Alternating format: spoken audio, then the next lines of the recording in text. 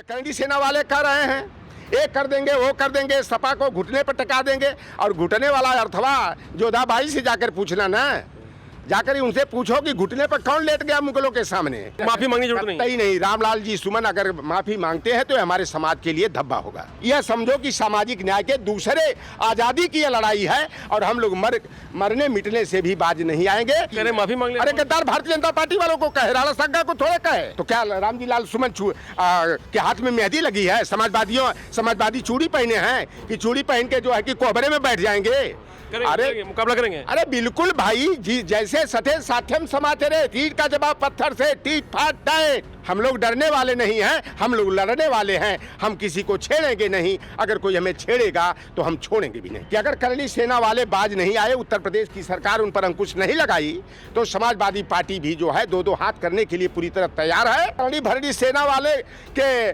पूर्वजों ने किया और हम लोगों को ये झूठे जो है कि लांछित करने का काम कर रहे हैं। और हम लोग भी बसवार से लाठी कटवा रहे हैं। देखते हैं वह कितना तोप लेके आता है, राइफल रिवाल्वर लेकर आता है। सठे साठ्यम समाचरित की नीति पर रेजांगला का युद्ध हुआ था, कितने गए थे करनी सेना वाले के बाप दादा लड़ने के लिए। तो राणा सांगा पर सियासत जारी है और समाजवादी पार्टी करनी सेना की तरफ से एक के बाद एक बयान सामने आ रहे हैं। हमारे साथ बात करने के लिए समाजवादी पार्टी के वरिष्ठ नेता लोटन राम निषाद जी हैं, हम उनसे बात करेंगे। राणा सांगा का जो विवाद है, इसको कैसे देखते हैं, संक्षिप्त में अगर बात करें। देखिए, समाजवादी पार्टी के राज्यसभा के सांसद 6 बार के सांसद है रामजी लाल सुमन। बार बार जो है भारतीय जनता पार्टी के लोग, आरएसएस के लोग, अखिल भारतीय विद्यार्थी परिषद और बजरंग दल वाले यह कहते हैं कि मुसलमान जो है कि बाबर की औलाद है, औरंगजेब की औलाद है। और हम लोगों को भी गाली देते हैं कि समाजवादी पार्टी वाले, कभी कांग्रेस वालों को कहते हैं कि यह मुगलों के वंशज हैं, औरंगजेब का डीएनए इनके अंदर है। तो इसी बात को लेकर के कि भाई रामजी लाल सुमन जी ने कहा कि अगर जो है मुसलमान बाबर की औलाद हैं तो आए गद्दारों, बाबर को बुलाने वाला राणा सांगा के तुम वंशज हो कि नहीं। लेकिन इसको जो है गोदी मीडिया के लोग और भारतीय जनता पार्टी जो है पलट करके कि राणा सांगा को गद्दार कहा गया। मैं राणा सांगा को गद्दार तो नहीं कहूंगा, लेकिन मैं करनी सेना वाले से, भरणी सेना वालों से पूछना चाहूंगा कि अगर राणा सांगा ने पत्र लिख करके काबुल के बाबर जो तैमूर वंश का था और पत्र भेजे, और इन्होंने कहा था अपनी मित्र मंडली में कि ये तैमूर वंश वाले जो होते हैं ये लुटेरे होते हैं, आएंगे लूट कर चले जाएंगे, अपना काम बनाना है। तो इन्होंने पत्र भेज करके बाबर को बुलाया और यह कहा कि आप दिल्ली के रास्ते से आइएगा और मैं आगरा के रास्ते से आऊंगा। और दिल्ली सल्तनत पर इब्राहिम लोधी का जो है कब्जा था, और उधर जो है कि पंजाब पर दौलत खान का, और इब्राहिम लोधी के चाचा जो महमूद खान लोधी थे वह भी अपने भतीजे से नाखुश चल रहे थे, क्योंकि गद्दी का संघर्ष था। यह मुगल वंश का चाहे हो मामला हो, चाहे राणा सांगा का, पृथ्वीराज चौहान का, महाराणा प्रताप का हो, चाहे जितने राजस्थान के राजघरानों का मामला हो, यह सारा का सारा मामला जो भारतीय जनता पार्टी इसको हिंदुत्व का रंग देना चाहती है, इस मुद्दे को हिंदू और मुसलमान के मुद्दे पर ले जाना चाहती है। लेकिन यह हिंदू मुसलमान का मुद्दा कतई था नहीं। बाबर को बुलाया गया, बाबर जो है जुबान देने के नाते, बाबरनामा है, और अब्दुल रहीम खान खाना जो है कि उसका फारसी में अनुवाद किए हैं कि बाबर को जब बुलाते हैं राणा सांगा जो कि मेवाड़ के वहाँ के राजा थे, तो बाबर जो है अपने लाव लश्कर के साथ पंजाब के रास्ते से आता है। इब्राहिम लोधी से 21 अप्रैल 1526 को पानीपत का प्रथम युद्ध होता है और वहां पर इब्राहिम लोधी की सेना हार जाती है और दिल्ली सल्तनत पर बाबर का साम्राज्य स्थापित हो जाता है। अब राणा सांगा चाहते थे हर्रे लगन फिटकरी माल बने चोखा। एक तो मित्र को बुला करके आपने जो है कि धोखाधड़ी किया, छल कपट किया, वादे के अनुसार कहा जाता है कि रघुकुल रीत सदा चलाई, प्राण जाए पर बचन न जाई। लेकिन इनके में रघुकुल का चाल और चरित्र राणा सांगा में कहाँ है। और मैं एक बात सच्चाई में बता दूं, मैं इतिहास के पन्नों की बात करता हूं। मैं भी मॉडर्न एंड मेडिएवल हिस्ट्री का स्टूडेंट रहा हूं, जो 10वीं सदी से लेकर के जो है कि 1857 के संग्राम तक का इतिहास उसमें शामिल रहा है। राणा सांगा जो है कि चाहे कि दिल्ली सल्तनत पर मेरा कब्जा हो जाए, और बाबर को इस बात की नाराजगी थी कि हमें बुला करके हमारे साथ धोखा किया गया। और वह जो है कि 17 मार्च 2027 को खानवा के मैदान में खानवा पर चढ़ाई कर देते हैं और वहां पर जो है राणा सांगा में और बाबर की सेना में भीषण युद्ध होता है, जिसमें राणा सांगा की हार हो जाती है, बाबर की जीत होती है। और मैं पहले की बात बता दूं कि राणा सांगा 3 भाई थे, इनके पिता रायमल थे और 3 भाई, एक जयमल थे, एक ये संग्राम सिंह उर्फ राणा सांगा और एक जो है कि पृथ्वीराज थे। ये पृथ्वीराज चौहान वाले नहीं, पृथ्वीराज उनके भाई। तीनों भाइयों में गद्दी के लिए लड़ाई होती है और राणा सांगा का हाथ कट जाता है। कई 2 बार लड़ाई हुई, एक बार पैर भी इनका कट गया, एक हाथ भी नहीं था इनका, एक पैर भी नहीं था। और जब खानवा का युद्ध हुआ 17 मार्च 1527 को, तो उसमें ऐसा बाण लगा, विषैला बाण बाबर की सेना का, कि इनके आंख के बगल में लग गया, मूर्छित होकर गिर गए। और इनके सैनिकों और सेनापतियों ने उठा करके एक गुप्त स्थान पर ले गए बेहोशी की हालत में। जब इनको होश आया, इन्होंने कहा कि मैं यहाँ कैसे आया, तो उन्होंने बताया कि युद्ध के दौरान आपको बाण लगा, तीर लगा और आप मूर्छित होकर बेहोश होकर गिर गए थे। आपकी जान बचाने के लिए हम लोग यहाँ लेकर आए। अब आगे युद्ध करने की जरूरत नहीं है, क्योंकि बाबर की सेना बड़ी खुखार है, ये जिद करते हैं।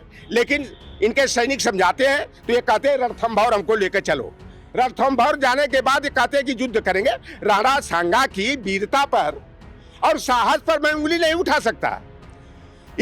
हाथ कट गया, एक पैर नहीं है, उस हालत में भी वह युद्ध करने के लिए सैनिकों से कह रहे हैं, जिद करके लेकर आते हैं। कालपी जालौन जिला में है, कानपुर देहात के बॉर्डर पर।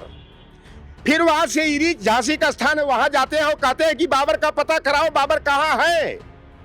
और बाबर की सेना जो है चंदेरी पर चढ़ाई कर दी। मध्य प्रदेश में चंदेरी था, मेदिनी राय का वहां साम्राज्य था। वहां पर मेदिनी राय को जो है कि बाबर हराता है और ये बार बार जिद कर रहे हैं। तो इनके सैनिक लेकर के वापस कालपी आते हैं और वहीं पर इन्हीं के लोगों ने जहर दे करके, क्योंकि वह बाबर की सेना से इतना डर गए थे कि अब उनका युद्ध करने का साहस नहीं था, और इन्हीं के लोगों ने सैनिक मंडली के जहर दे करके 30 जनवरी 1528 को राणा सांगा को मौत के घाट उतार दिया। तो भाई आप बताओ कि यह हिंदू मुसलमान का झगड़ा था? अरे भाई भाई का झगड़ा था। झगड़ा सारा का सारा जो था, जागीरदारी का झगड़ा था, जमींदारी का झगड़ा था, जर और जोरू का झगड़ा था। राणा सांगा कितनी पत्नी थी मालूम है? 22 पत्नियां थी। पृथ्वीराज चौहान की भी जो है 14 पत्नियां, 27 बच्चे थे। राणा प्रताप के भी 13 पत्नियां थी। ये लोग केवल साम्राज्य के लिए, अपने राज्य विस्तार के लिए लड़ाई कर रहे थे। अरे भाजपा वाले उनको हिंदू चेहरा बना रहे हैं, राष्ट्रवाद की बात कर रहे हैं। अरे भाई राजस्थान में आमेर राजघराना, जयपुर घराना, मेवाड़ घराना, चित्तौड़ घराना, फलाना घराना, बूदी का घराना, सैकड़ों घराने, राजघराने तो केवल राजस्थान में थे। हम बगल में जाते हैं, यही गोंडा जिला है, गोंडा में भी 3-3 गो राजघराना वहां पर है। आनंद सिंह का घराना है, तो कौन हो, कीर्तिवर्धन जो अब उनके बेटे हैं, और भी राजघराना। इधर जाएंगे प्रतापगढ़ में जाएंगे तो वहां पर राजा भैया का खुंडा वाला राजघराना है। यहाँ लखनऊ जो है कि लाखन पासी का राजघराना रहा, तो बगल में जो है उन्नाव में सातन पासी का था, तो बाराबंकी और लखनऊ के कुछ भाग पर जो है बिजली पासी का था, सीतापुर में पासी का था, सुहेल देव पासी या राजभर का लीजिए, उनका श्रावस्ती और बहराइच पर राजघराना था। तो यह जो राजघरानों की लड़ाई थी केवल सीमा विस्तार की लड़ाई थी, इनमें राष्ट्रवाद की कोई भावना नहीं थी। जब देश आजाद हुआ, सरदार वल्लभ भाई पटेल पहले गृह मंत्री बने। जब प्रथम गृह मंत्री बने तो उस समय 556 रियासतें थी और सारी रियासतों को मिला करके भारत संघ की स्थापना किया गया। अब एक तरफ हम लोगों को, अभी कल एक दीपक सिंह था, अब वो हमसे बात होती तो बताता है, वो धमकी दे रहा था शिव कुमार यादव हैं, यादव सेना के अध्यक्ष हैं। कहा कि तुम लोग तो हलाला की पैदाइश हो। अरे भाई मैं जानना चाहता हूं कि मान सिंह क्या यादव थे, क्या निषाद थे? मान सिंह की बहन की शादी किससे हुई थी? अकबर से। जयचंद की बेटी की शादी किससे हुई थी? अकबर से। ये गहरवार वंश वाले लोग थे। और मान सिंह जो है कि इनका राणा प्रताप का साला था। और राणा प्रताप ये जो दोनों हुए, अकबर हुए, सारू भाई हो गए, क्योंकि एक बहन की शादी उनसे 11 जो है कि छत्राणियों का, और कह लीजिए कि राजघराने वाली जो आज के राजपूत करणी भरणी सेना वाले हैं, इनके खानदान की जो है कि 11 राजकुमारियां जो हैं वह तो अकबर के साथ ब्याही गई थी। अकबर के बेटा जिसको जहांगीर कहा जाता है, तो पहली शादी जो है कि मुगलों के साथ राजपूतों का जो रिश्ता हुआ, जोधाबाई उर्फ जगत गोसाई की शादी जो है अकबर के बेटे से, यह मुगलों और राजपूतों में संबंध की मधुरता के लिए यह जो है कि रिश्ता किया गया।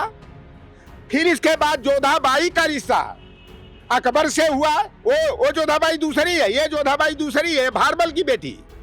इस तरह से सारे रिश्ते एक दो नहीं, सैकड़ों जो है कि राजपुतानियां जो है कि अकबर से, जहांगीर से, शाहजहां से, तमाम जो है मुगल राजकुमारों से इनकी शादी होती है। पूरा आपने इतिहास समझा, इसमें लिख के लाए थे क्या? नहीं, वो लिख के नहीं लाए थे, वो तो देखेंगे तो लंबी सूची है, बहुत लंबी सूची है, पढ़ लिया। लेकिन ये हलाला कर रहे हैं। तो भाई जब हमारे पिछड़े समाज के लोग, दलित समाज के लोग मुसलमानों से कोई वैवाहिक रिश्ता कायम नहीं किए, वैवाहिक रिश्ता करणी भरणी सेना वाले के पूर्वजों ने किया, और हम लोगों को ये झूठे जो है कि लांछित करने का काम कर रहे हैं।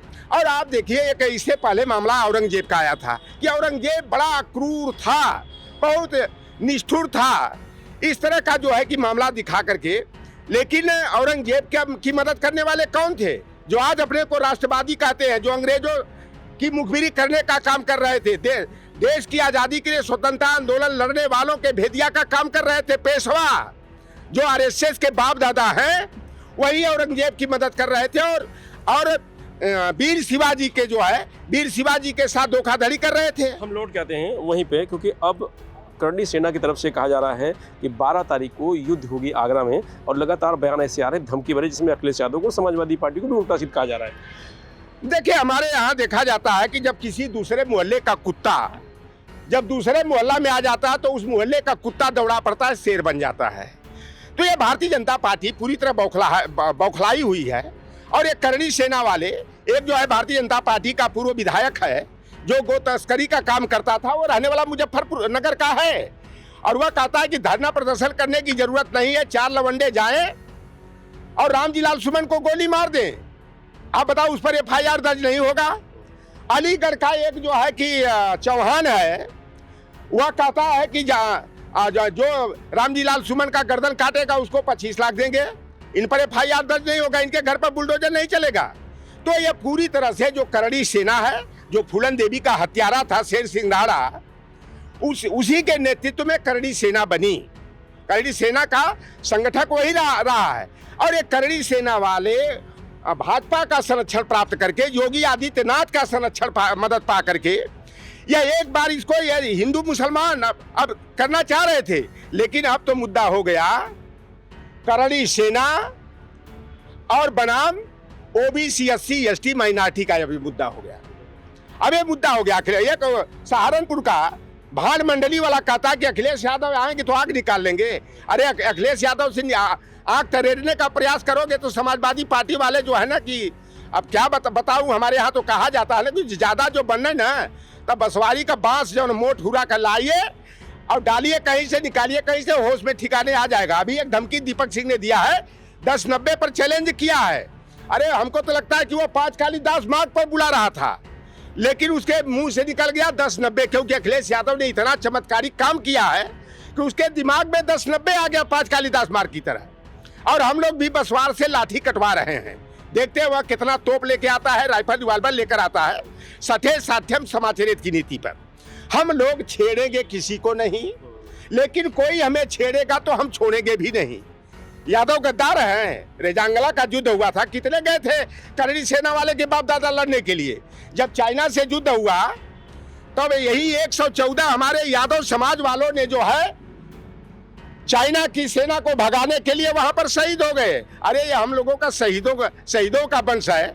और देश की आजादी के लिए 1857 का संग्राम चला, तो यही कानपुर के सत्ती चौरा घाट पर हमारे निषाद बिरादरी वाले 40 नाव पर लदी हुई अंग्रेजी सेना को डुबाकर मारने का काम किया और अंग्रेजों ने हम लोगों को अपराधी जाति घोषित कर दिया।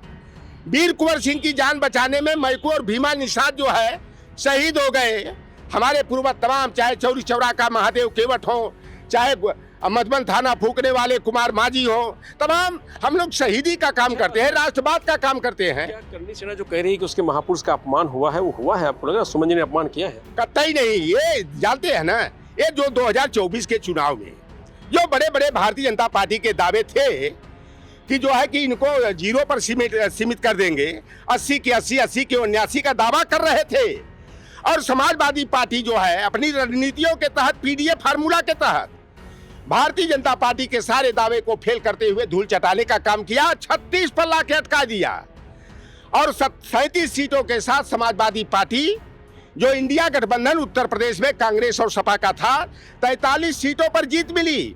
अब ये 2027 के चुनाव में हिंदू मुसलमान करके, ईद और दिवाली करके, वक्फ बोर्ड का बिल ला करके यह ध्यान हटाने का प्रयास कर रहे हैं। लेकिन जनता सारी बात को समझ गई कि भारतीय जनता पार्टी का, आरएसएस का असली मकसद क्या है।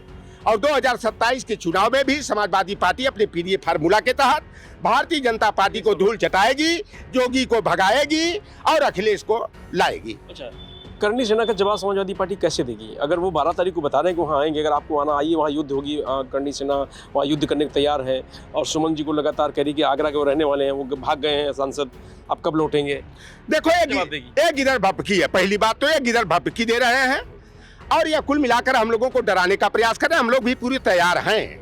हमारे राम गोपाल यादव जी जो हमारे पार्टी के नीति नियंता हैं, प्रमुख राष्ट्रीय महासचिव और प्रवक्ता हैं, उन्होंने कहा है कि अगर करणी सेना वाले बाज नहीं आए, उत्तर प्रदेश की सरकार उन पर अंकुश नहीं लगाई, तो समाजवादी पार्टी भी जो है 2-2 हाथ करने के लिए पूरी तरह तैयार है। अगर ये आते हैं, रामजी लाल ने कहा कि 2 सेकंड का समय पुलिस हटा ले, जोगी की सरकार, ये करणी सेना वाले कर रहे हैं, एक कर देंगे, वो कर देंगे, सपा को घुटने पर टिका देंगे। और घुटने वाला अर्थवा जोधाबाई से जाकर पूछना ना, जाकर उनसे पूछो कि घुटने पर कौन लेट गया मुगलों के सामने, कि हम लोगों के घुटने पर टिकाने की बात कर रहे हैं। तो ये जिस तरह करे, तो रामजी लाल सुमन ने भी कहा कि पुलिस को हटा लो, हम इनसे करणी सेना का सामना करने के लिए तैयार हैं। अरे कौनों का हमन कद्दू का फूल है का कि धूप दिखा देंगे या मुरझा जाएंगे। अब समाजवादी पार्टी अपने सांसद के सम्मान का सवाल, व्यक्तिगत यह मुद्दा अब नहीं रह गया। अब मुद्दा यह जो है सामाजिक न्याय का मुद्दा रह गया। और यह करणी सेना वाले इसलिए बौखला करके समाजवादी पार्टी पर उंगली उठा रहे हैं। मैं देखा हूँ 80 के दशक को आप नहीं देखे होंगे। 80 के दशक में हमारे दलित वर्ग के भाई दूसरे के खेत खलिहान में हरवाही, चरवाही, बनिहारी, कटिया बिनिया करते थे, मजदूरी करते थे। पेट भर उनको जो है अनाज भी नहीं दिया जाता था, बधुआ मजदूर बनाकर रखा जाता था, उनका शारीरिक शोषण किया जाता था। और हमारे यादव समाज के लोगों ने अपनी लाठी की बदौलत दलितों की सुरक्षा करने का और सामंतों को मुंह तोड़ जवाब देने का काम किए। और 90 के दशक में 2 महामानव उत्तर प्रदेश और बिहार की सामंती धरती पर पैदा हुए, परम पूज्य धरती पुत्र मुलायम सिंह यादव, लालू प्रसाद यादव जी, कि हमारे ओबीसी, एससी, पिछड़े दलित समाज का मनोबल बढ़ा और सम्मान से आज जी रहे हैं। तो यह भारतीय जनता पार्टी जिसकी नुमाइंदगी करती है उन सामंती जातियों के जो है कि पेट में दर्द हो रहा है, उनकी छाती पर मूंग दली जा रही है। तो एक लाख हड़काए समाजवादी पार्टी के कार्यकर्ता, यह समझो कि सामाजिक न्याय के दूसरे आज़ादी की यह लड़ाई है। और हम लोग मरने मिटने से भी बाज नहीं आएंगे। करणी सेना वालों को मुंहतोड़ जवाब देने के लिए हमारी समाजवादी पार्टी पूरी तरह से तैयार है। को माफी नहीं मांग लेना चाहिए? माफी मांगेंगे? माफी काहे को मांगेंगे? क्या गलती की? माफी मांग। अरे गद्दार भारतीय जनता पार्टी वालों को कहे, राणा संघा को थोड़े कहे। राणा संघा जो जरूर है कि मित्र को बुलाकर मित्र के साथ धोखाधड़ी की है, हम भी कह रहे हैं छल कपट की है। आपसे मैं जानना चाहता हूं, आपने तो हमको बुला दिया कि आप भैया गाजीपुर से बनारस आ जाइए, मैं भदोही से चल रहा हूं। मैं तो गाजीपुर से बनारस आ गया, आप जो है कि भदोही से बनारस नहीं गए। तो बताओ गद्दार कौन हुआ? धोखेबाज कौन हुआ? कौन हुआ? बुलाने वाला हुआ कि आने वाला हुआ? तो यह जो है ना केवल तिल का तार और बातों को जो है माफी मांगने की जरूरत नहीं। रामलाल जी सुमन अगर माफी मांगते हैं तो हमारे समाज के लिए धब्बा होगा, हमारे समाजवाद को जो है पर जो है कि काली खो हो जाएगा। करणी सेना करेगी, हम हमला करेंगे। करेगा हमला? करा हमला ना, तो क्या रामजी लाल सुमन के हाथ में मेहंदी लगी है? समाजवादी चूड़ी पहने हैं कि चूड़ी पहन के जो है कि कोहबरे में बैठ जाएंगे? करेंगे, मुकाबला करेंगे। अरे बिल्कुल भाई जी, जैसे सटे साथम समाते रहे, तीर का जवाब पत्थर से, टीट फाट टाइट। हम लोग डरने वाले नहीं हैं, हम लोग लड़ने वाले हैं। हम किसी को छेड़ेंगे नहीं, अगर कोई हमें छेड़ेगा तो हम छोड़ेंगे भी नहीं। धन्यवाद। ये थे लोटराम निषाद, जिनका साफ तौर से कहना है कि हम किसी को छेड़ेंगे नहीं, अगर कोई छेड़ेगा तो उसे छोड़ेंगे नहीं। तो करणी सेना का जवाब करणी सेना का जवाब ईंट से नहीं पत्थर से देंगे।